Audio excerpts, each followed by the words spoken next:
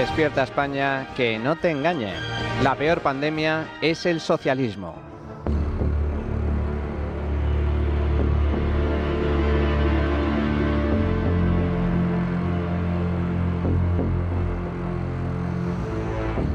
El ser humano tiene por naturaleza una memoria frágil, corta y selectiva, y resulta especialmente eficaz a la hora de borrar momentos difíciles para garantizar la supervivencia.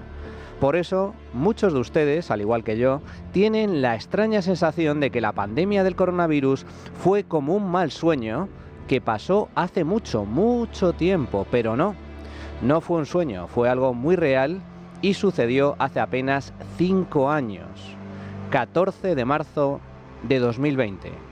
El presidente del gobierno, Pedro Sánchez, decreta el estado de alarma y anuncia el gran encierro.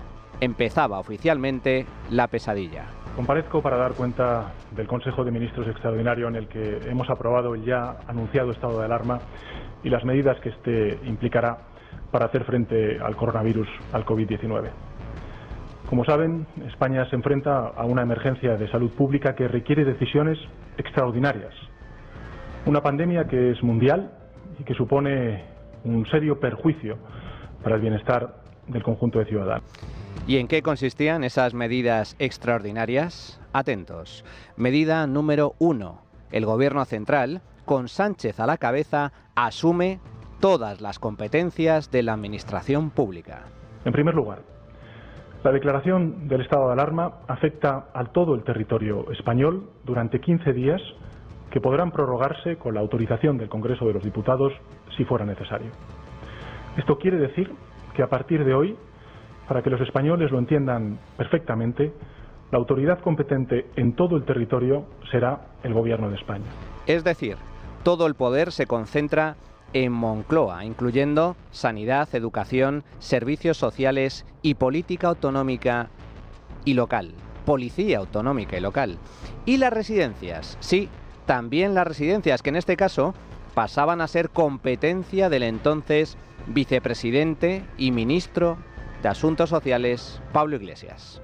¿Se acuerdan? Las residencias de mayores, como saben ustedes, son uno de los lugares más vulnerables en esta emergencia sanitaria. Sus plantillas están desbordadas. En muchos casos no han dispuesto de los equipos de protección individual necesarios para atender a personas positivas por coronavirus. Y ha habido, por desgracia, casos de contagio y de fallecimientos de residentes en algunos de estos centros. Los protocolos previos para enfrentar otros episodios de gripes epidémicas están obviamente desfasados y no sirven en la actual situación, que es enormemente preocupante. Para el Gobierno es una prioridad absoluta responder a la situación que se está originando en los centros de mayores, y este fondo de 300 millones de euros va a emplearse para este fin.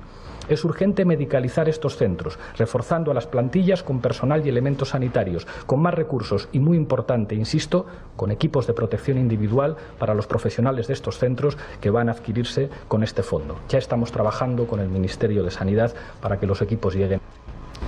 Iglesias también prometió más personal, material de protección y equipos medicalizados, pero nada de eso llegó en las siguientes semanas. Y sí, también había protocolos de actuación en las residencias, coordinados desde el Gobierno por el entonces ministro de Sanidad, Salvador Illa, y el ya citado Pablo Iglesias. Desde el 5 de marzo disponemos de un protocolo de atención a las residencias de mayores. Este es un grupo de riesgo muy sensible ante esta enfermedad. Vamos a convertir este protocolo, que fue trabajado conjuntamente con las comunidades autónomas el 5 de marzo, lo vamos a convertir en una orden que hemos estado trabajando y revisando con la Vicepresidencia de Asuntos Sociales y que, insisto, hoy mismo se va a convertir en una orden. La segunda gran medida anunciada por Sánchez fue el confinamiento. El Gobierno suspendía toda actividad económica, salvo las estrictamente prioritarias, el cierre de empresas y el confinamiento de la población en sus casas. Sánchez nos encerraba.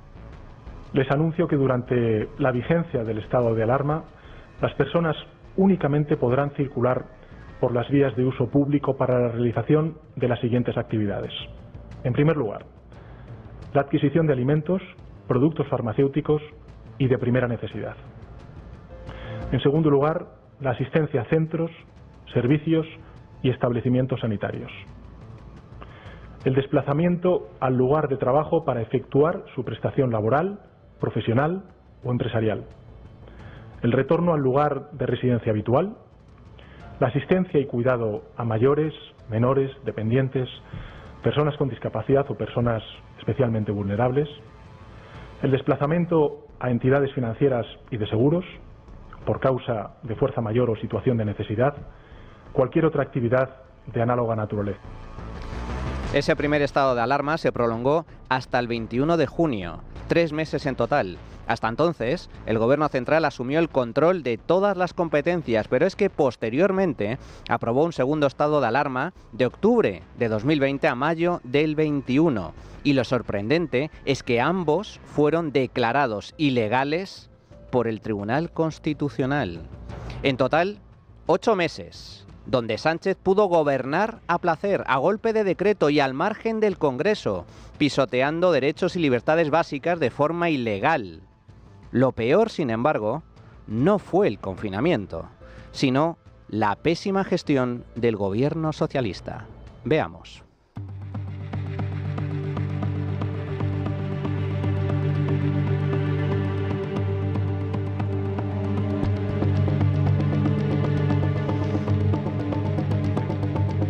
Sánchez decreta el estado de alarma el 14 de marzo, pero ¿se acuerdan de lo que decía el gobierno y sus voceros mediáticos durante las semanas previas? 2 meses antes, en enero, saltaron las primeras noticias acerca de la existencia de un virus desconocido y letal que estaba causando estragos en China. Y a finales de ese mismo mes, la Organización Mundial de la Salud alertaba del riesgo de pandemia global, solicitando a todos los países que extremaran las medidas de prevención oportunas. ¿Qué hizo el gobierno? Nada. Fernando Simón, director del Centro de Coordinación de Alertas y Emergencias Sanitarias, decía esto el 31 de enero. Que España no va a tener, como mucho, más allá de algún caso diagnosticado. Esperemos que no haya transmisión local. Si la hay, será transmisión muy limitada y muy controlada. Ya estamos a mediados de febrero y a pesar de que el virus ya había llegado a Italia y España empezaba a registrar los primeros casos, Simón sigue negando lo evidente. Una persona que ha estado en Nápoles o en Roma no ha estado expuesta ahora mismo, con la información que tenemos, a ningún riesgo. Y en España ni hay virus, ni se está transmitiendo la enfermedad, ni tenemos ningún caso actualmente. Por lo tanto, yo creo que tenemos que ser un poco razonables. No pasa nada, no hay peligro, circulen. El gobierno se niega a cerrar fronteras y aeropuertos, le quita hierro al asunto y anima a la población a hacer vida normal. Decir lo contrario por entonces, a finales del mes de febrero, era generar alarmismo. Lorenzo Milá, corresponsal de Televisión Española en Italia. Y este es un detalle muy importante, porque al final aquí los médicos no se cansan de repetirnos que estamos ante un tipo de gripe. Es un tipo de gripe nueva, es verdad. No tenemos memoria vírica, no tenemos de momento vacuna. Como digo, la mayor parte de estos infectados se están recuperando en su casa como si fuera una gripe común. Hay menos de la mitad están hospitalizados y apenas 25 personas en la UCI. Esta es un poco la fotografía médica real que aquí los médicos no se cansan de repetir, pero que, chico, parece que se extiende más el alarmismo que los datos, ¿no? Mamen Mendizábal, periodista de La Sexta, decía esto en El Hormiguero el 24 de febrero. Pues mira, hoy hemos tenido a un médico especialista en enfermedades infecciosas en el programa que nos ha dicho que en España no hay ningún riesgo en este momento, ni ningún caso confirmado y que por tanto no es necesario tener esta alarma social ni alarma sanitaria porque no se dan las circunstancias. Que la gripe común sigue matando más que este coronavirus, con lo cual yo creo que esos datos nos tienen que servir para organizarnos la cabeza. Pero claro, cuando uno escucha, es que ha habido 26.000 muertes en China, ¿no? O el número de infectados ya en Italia supera los 200. Bueno, pues yo entiendo que el miedo, que es libre y que viaja a más velocidad que los virus, entre en nuestro sistema, ¿no? Y nos ponga en alerta. Pero yo me agarro a lo que dicen los especialistas y lo que ha dicho el ministro de Sanidad hoy, que es que no hay razones para la alarma en España. Esa era la tónica en aquellos días.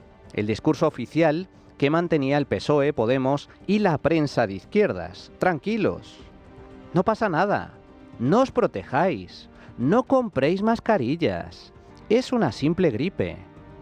Pero pasó. Vaya si pasó. El 2 de marzo, el Centro Europeo para la Prevención y Control de Enfermedades recomienda activar los planes diseñados para casos de pandemia, cerrar colegios y evitar eventos masivos que faciliten la transmisión del virus. ¿Qué hizo Sánchez? Nada. Mientras Madrid daba la voz de alerta y tomaba las primeras medidas de prevención en España, como el cierre de las residencias, la entonces ministra de Igualdad, Irene Montero, animaba a acudir a la marcha feminista del 8M con el apoyo de Fernando Simón. ¿Le recomendaría a miembros de su familia, por ejemplo, o amigos, que fueran mañana a la manifestación o que se quedaran en casa? Yo no le recomiendo a nadie nada relacionado con la manifestación. Yo creo que cada uno tiene que expresar sus ideas como considere y que si consideran que tienen que estar en la manifestación, que estén. Si consideran que tienen que estar, que no estén. Mi pregunta es si van seguros, si pueden sentirse seguros en una concentración tan grande con tanta gente. Si mi hijo me pregunta si puede ir, le voy a decir que haga lo que quiera. Decenas de miles de personas acudieron al 8M, junto a ministros de PSOE y de Podemos, convencidas de que no había ningún peligro, tal y como venía insistiendo el gobierno. 8 de marzo, el Partido Socialista en la calle, con su feminismo, con su compromiso absoluto y total por la igualdad entre hombres y mujeres. 42 años de democracia del Partido Socialista peleando en las calles por la igualdad. Feminismo socialista. Pero la fiesta feminista se convirtió en tragedia. Los contagios siguen creciendo y las UCIs de los hospitales empiezan a llenarse. 9 de marzo, Madrid cierra colegios y universidades, recomienda el teletrabajo y sigue reforzando y aprobando nuevas medidas de prevención. ¿Y Sánchez? ¿Dónde narices está Sánchez? Sigue sin hacer nada.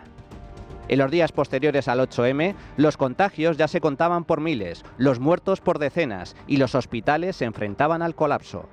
El resto es historia. Cuando Sánchez finalmente decreta el estado de alarma, los muertos superan el centenar tan solo en Madrid. La inacción del gobierno costó cientos, miles de vidas. Vergüenza, asco, indignidad. No hay calificativos para definir el colosal desastre que causó la pésima gestión del PSOE. El gobierno no hizo nada durante 2 meses. ¿Por qué?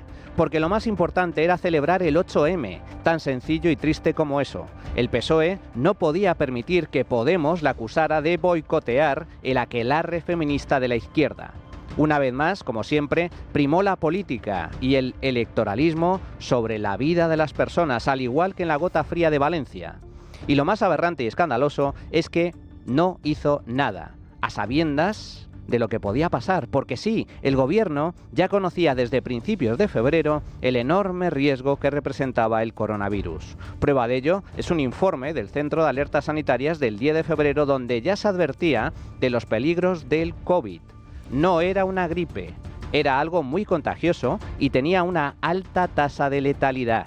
Tanto es así que la propia Yolanda Díaz reconocía 2 años después, a finales del 21, que sabía lo que se nos venía encima el 15 de febrero del año 2020, un mes antes del primer estado de alarma. Yo recuerdo aquellos días con bastante dolor, como todas y todos en nuestro país, ¿no? Me acuerdo bien que Pablo era vicepresidente del gobierno, y lo llamé desolada por lo que estaba pasando, pero yo el 15 de febrero, Fernando, como ya la pandemia azotaba fuertemente a Italia, convoqué a mi equipo porque tenía la convicción de que Italia es España y por tanto necesitábamos desplegar, ¿no? Un montón de medidas porque veíamos lo que iba a pasar. Tanto fue así que el 4 de marzo, si lo recordamos, presenté una guía que fue enormemente polémica en el gobierno y también fuera. Se me acusó de ser una alarmista. En fin, esto fue la antesala del 8 de marzo. Muchos países actuaron antes, a la vista de lo que estaba pasando en China, pero España no. Los socialistas optaron por no hacer nada, pese a conocer el riesgo. No recomendaron el uso de mascarillas ni el distanciamiento social, no cerraron fronteras ni aeropuertos, no compraron material sanitario ni reforzaron las plantillas, simplemente se quedaron de brazos cruzados, tildando de alarmistas a los que osaran desviarse del discurso oficial. España, como resultado, acabó 2020 siendo el país con la peor gestión económica y sanitaria contra el COVID, junto con Argentina, la peor gestión del mundo. Sánchez actuó tarde y Sánchez actuó mal, y eso costó miles de vidas. Si el gobierno hubiera decretado el cierre una semana antes, el 7 de marzo, en lugar del 14, se habrían salvado más de 14.000 almas, según un estudio de FDA, ya que el número de contagios se habría reducido de forma sustancial. Y si hubiera actuado antes, adoptando medidas de prevención, tampoco habría sido necesario imponer uno de los confinamientos más largos y estrictos del mundo, evitando con ello la dura crisis económica que sufrió el país.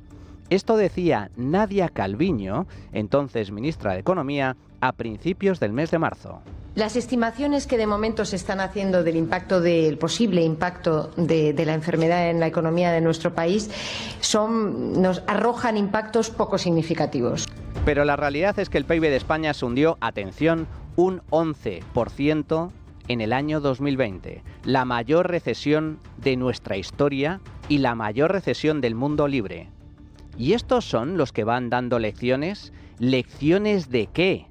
Isabel Díaz Ayuso, presidenta de la Comunidad de Madrid. En vista, sin embargo, de la manipulación constante, de las campañas de descrédito y de la instrumentalización de la tragedia por parte de algunos que deberían responder por su pésima gestión y de sus medidas inconstitucionales, quisiera recordar algunos hechos.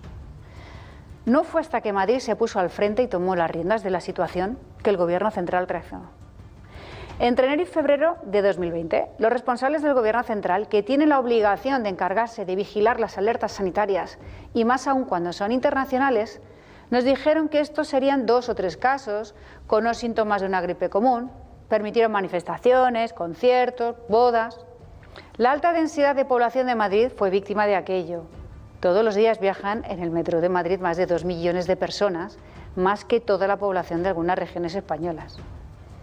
Decidimos actuar y fuimos los primeros en cerrar los colegios, universidades y residencias de mayores con el rechazo frontal del Gobierno de Sánchez, que trató de paralizar estas medidas que resultaron vitales. El PSOE no puede dar lecciones de nada, salvo de inmoralidad, indecencia, cinismo, incompetencia, mezquindad y vileza. Porque hay que ser miserable, muy miserable, para usar a las víctimas de tragedias con fines políticos, si bien no es algo nuevo. Sucedió con el 11M, sucedió con la gota fría de Valencia y ahora sucede también con los fallecidos en las residencias de Madrid. Uno de los múltiples delegados del Gobierno que han tenido en la Comunidad de Madrid en estos 5 años dijo textualmente en una videoconferencia filtrada: hay que retorcer el dolor de las víctimas. Hay que instrumentalizar, hay que politizar ese dolor para sacarle rédito electoral. Ustedes están colaborando con eso cada día.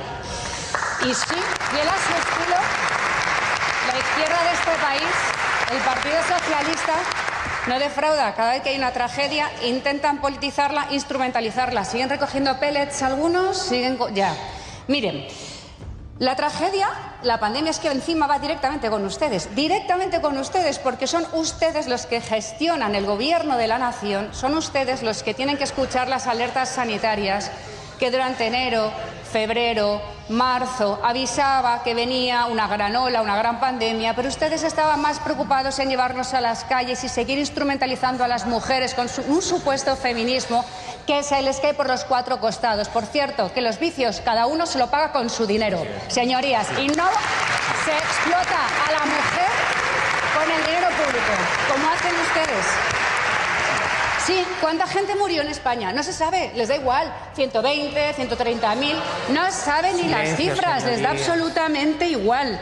Y han estado así durante estos 5 años y los demás hemos estado callando porque nos daba vergüenza utilizar las víctimas como hacen ustedes. Silencio, señorías, y decir que, por por favor. tanto, sobre los hombros de Pedro Sánchez caen 130.000 muertos. Pero no les da vergüenza que lleguemos a este extremo. ¿No se dan cuenta? Sí, España, como el resto del mundo, sufrió el coronavirus, pero hay pandemias mucho peores. No hay peor pandemia que el PSOE. No hay peor pandemia que Sánchez.